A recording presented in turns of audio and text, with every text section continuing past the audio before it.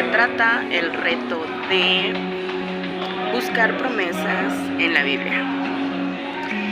¿Y cómo abona esto en nuestro propósito de volvernos a enamorar de Dios? Mira, una de las cosas que más motiva nuestra fe es cuando alguien nos da una palabra profética. No sé si te ha pasado, no sé si suceda en tu iglesia, si consideren la palabra profética algo vigente en tu iglesia, pero bueno. Yo recuerdo la primera vez que me dieron una palabra profética, me sentí rara porque no entendía lo que era una palabra profética. Yo nada más dije, me están diciendo que Dios me está mandando decir.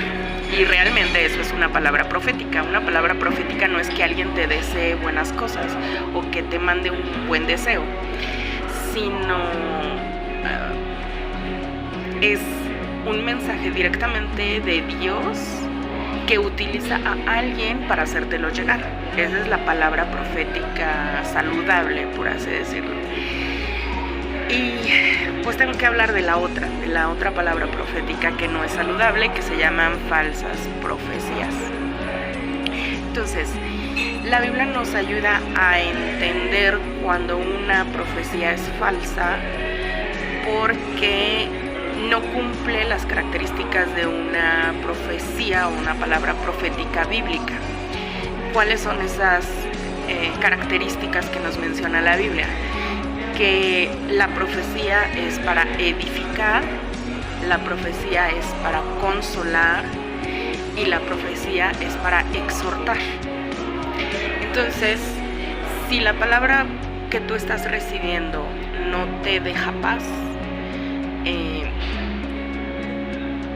no te está consolando, al contrario, te está condenando, o no te está dando una dirección, porque exhortar no es regañar, exhortar es motivarte a cambiar de dirección, ¿no? Justamente la palabra profética es directiva, te está diciendo el Señor qué es lo que tienes que hacer.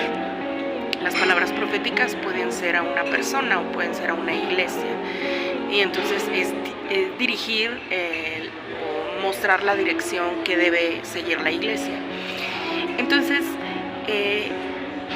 el tema de que tú puedas recibir una palabra profética es para que tú puedas saber hacia dónde vas a caminar. Cuando nosotros nos estancamos, piensa un poco en el pueblo de Dios cuando se estancó en el desierto y empezaron las murmuraciones y empezaron las quejas y empezaron las... ¿Sabes por qué comenzaron quejas y murmuraciones y ese tipo de cosas? Porque el pueblo no tenía dirección. Moisés sí tenía dirección, Moisés y los líderes sí sabían hacia dónde iban, pero el pueblo no sabía, porque el pueblo no tenía una relación estrecha con Dios. Entonces, cuando tú pierdes la brújula, cuando tú pierdes la dirección, cuando tú pierdes el hacia dónde ir, te estancas y comienza a haber crítica, comienzas a ver las cosas desde el punto de vista humano, comienzas a quejarte, comienzas a ver los problemas, ¿no? Entonces esa es un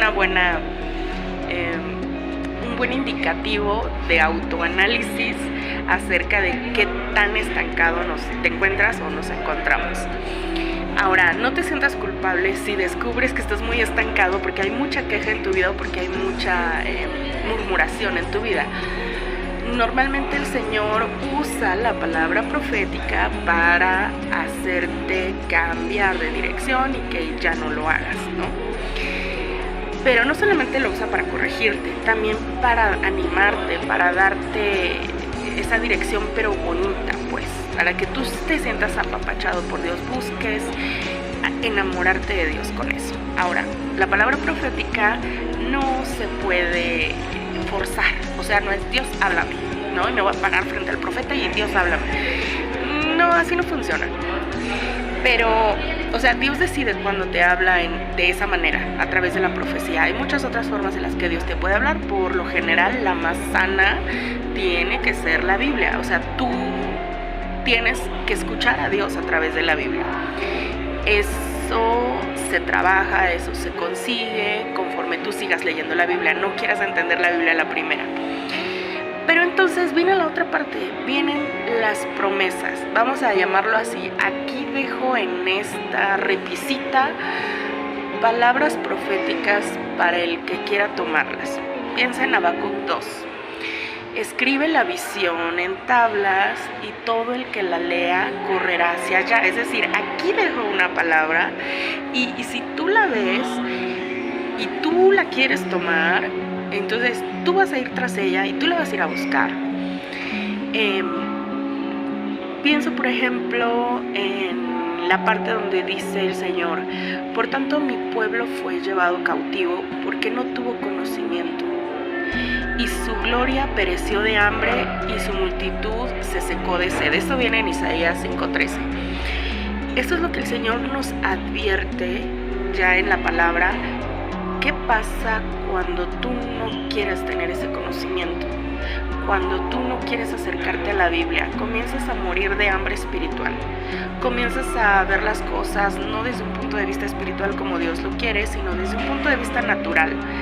Por eso es importante congregarnos, leer la Biblia, practicar las disciplinas espirituales, hacer este ejercicio que estamos haciendo de buscar más a Dios, ¿no? Que yo le llamo un reto de glow up, pero en realidad lo que es, Señor, no quiero morirme en el desierto de mis problemas, no quiero quedarme sin alimento espiritual, no quiero morir de sed, porque tu palabra es el agua viva que vivificaría mi alma. Y entonces cuando tú te conviertes en un cazador de promesas de la Biblia, lo que le estás diciendo al Señor es: Señor, me voy a dejar guiar por ti. Lo que tú dijiste y lo que tú dejaste en la Biblia para mí, yo quiero ir a perseguirlo, quiero ir a buscarlo.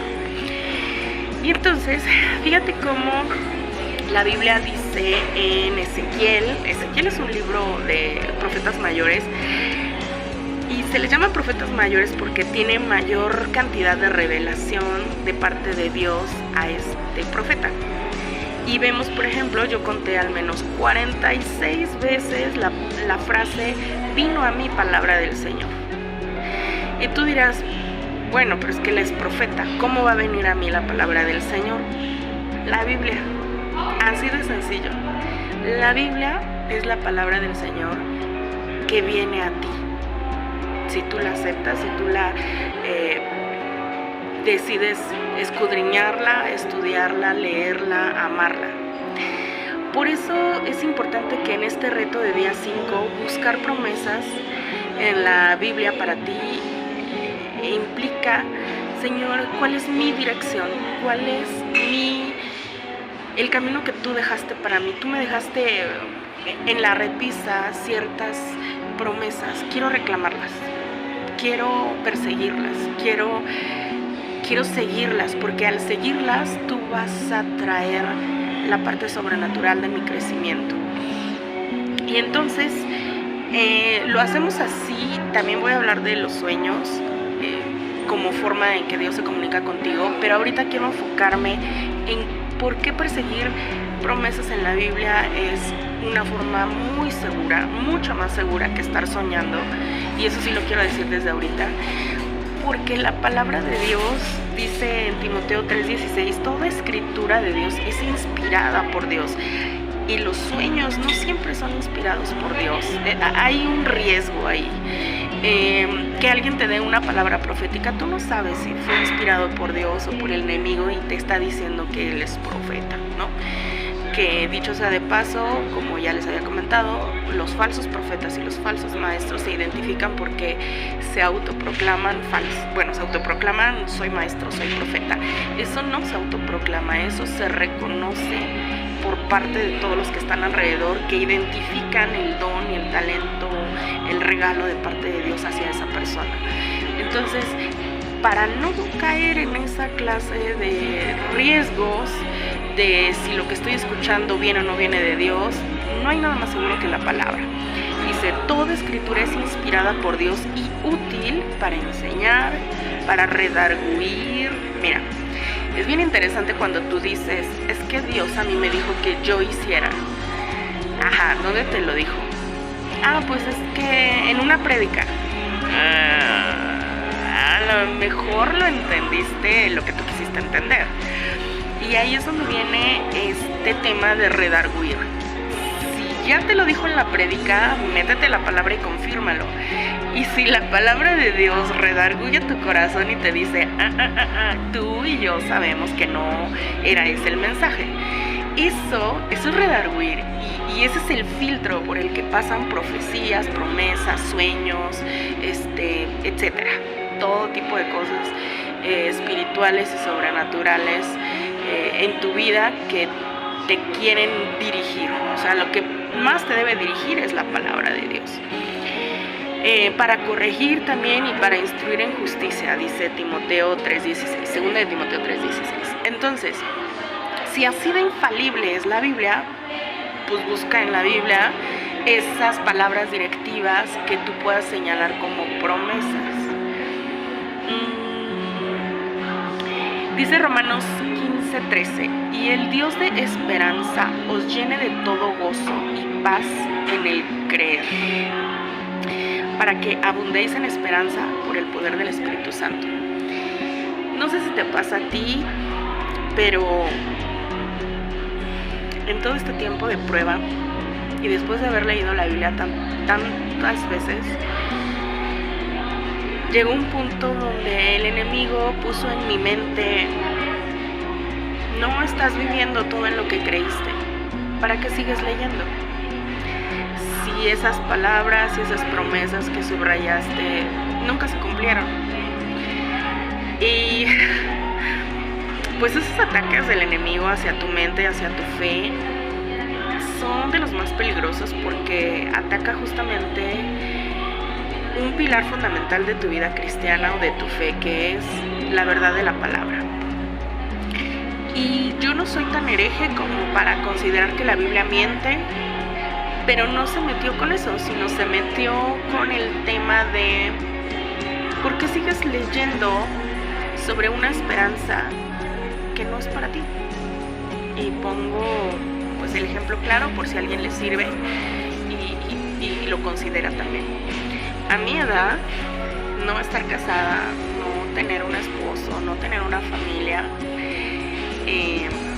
híjole, pesa en esas promesas bíblicas de que van a ser de bendición, que tú y tu casa servirán a Dios.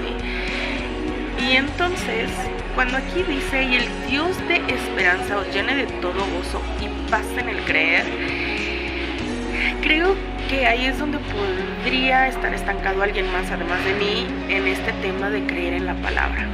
Porque la palabra dice que ese Dios de esperanza te dé gozo y te dé paz de creer lo que estás leyendo. Entonces, si tu problema no es leer la Biblia, si tu problema no es que no la entiendas, si tu problema no es cualquiera de esas cuestiones de un recién convertido a Cristo, un recién creyente, sino tu problema es que pasan los años y no se cumplen esas promesas y comienzas a cuestionar en voz baja o en tu mente, pero ¿por qué? Es que no son para mí. Entonces es momento de perseguir promesas con esta promesa. Y el Dios de esperanza os llene de todo gozo y paz en el creer. Dios, aquí dice que tú vas a darme la convicción, vas a darme la paz y vas a darme el gozo. Para que yo vuelva a leer esas promesas y no me duela y pueda desestancarme en este no leer la palabra porque no se está cumpliendo lo que tú me estás diciendo. Y entonces fíjate cómo con la propia palabra desatoras este bache espiritual en el que te encontrabas. Cuando tú retomes con otra actitud el leer la palabra y el volver a llenarte de promesas. Llega un momento, no sé si te pase a ti, donde queremos que la Biblia diga lo que mi corazón anhela y no lo dice. Y eso duele mucho y es un poco complicado cuando cuando exageramos las expectativas sobre lo que la Biblia debe decir, ¿no? Por ejemplo, te voy a contar qué fue lo que pasó conmigo. Me aferré a la palabra que dice, y Dios dijo, no es bueno que el hombre esté solo. Y entonces dejé de tener fe y comencé a usar esa promesa o esa palabra en contra de Dios. Pero es que tú dijiste, ¿y por qué entonces no lo cumples en mí? Y no es para eso la Biblia, arriba lo dice, ¿no? Es inspirada por Dios, útil para enseñar, útil para redarguir, para corregir y para instruir en justicia. No para atacar a Dios sobre su propia palabra. Eso ya habla de una actitud equivocada. Y hago mucho hincapié en que no te sientas culpable porque no tomas de sorpresa a Dios cuando tomas estas actitudes equivocadas. Dios lo sabe y Dios quiere sanar eso, pero para poder sanarlo tiene que salir. Porque si lo reprimes, si lo guardas porque pareciera que es malo, entonces no avanzas. Y lo importante en todo este proceso es conversaciones incómodas, hablarlo con Dios, exponerlo ante la palabra, en el tiempo que tú te sientas lista o listo. Porque yo recuerdo cuántas veces de manera muy tóxica me decían, pero es que la palabra, lee la Biblia. No era mi tiempo para entender todo esto que te estoy explicando. Por eso cuando te digo, si tú ya empezaste con este síntoma de utilizar la palabra en contra de Dios, no te sientas culpable, es una etapa, vamos a llamarlo así, como que estás en tu pospubertad o no sé, espiritual, donde pues ya estás en esa rebeldía. Y el Señor no se sorprende y no te deja de amar por eso. Pero es tiempo de que al reconocerlo encuentres una solución y no te tardes tanto. Entonces por eso es buscar estas promesas en la Biblia. Y bueno, viene otra palabra que nos va a ayudar a entender cada cuando vamos a hacer esto. Bueno, Romanos 12:2 dice, gozosos en la esperanza. Cuando empiezas a leer promesas que dices, ¿pero cuándo? O sea, ya lo leí, ya ahí viene, ya lo subrayé, ya lo escribí en una hojita, ¿pero cuándo? ¿No? Gozosos en la esperanza, sufridos en la tribulación, pero constantes en la oración. El objetivo de encontrar estas promesas y que, sí, si quieres ponerlas en un papelito o quieres hacer un fondo de pantalla para tu celular y lo tengas presente, está bien.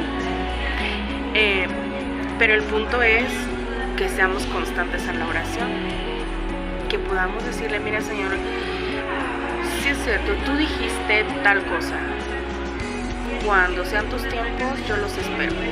Pero aquí nos está diciendo la palabra, constante en tu oración, no por lo que te prometió, sino constante en amar a Dios y agradecer por esa promesa que te dio, sabiendo que se cumplirá, ¿vale? Entonces ese es el objetivo del día 5, buscar promesas en la Biblia, buscar tu dirección en la Biblia, cosas que el Señor te quiera dar como esa dirección, para que no estés a la expectativa de si te da una palabra profética, si el domingo la palabra que da el pastor aplica o no aplica a tu vida, ¿no? Entonces, ser intencionales en la búsqueda de Dios sería esta una forma. Y vamos al siguiente día.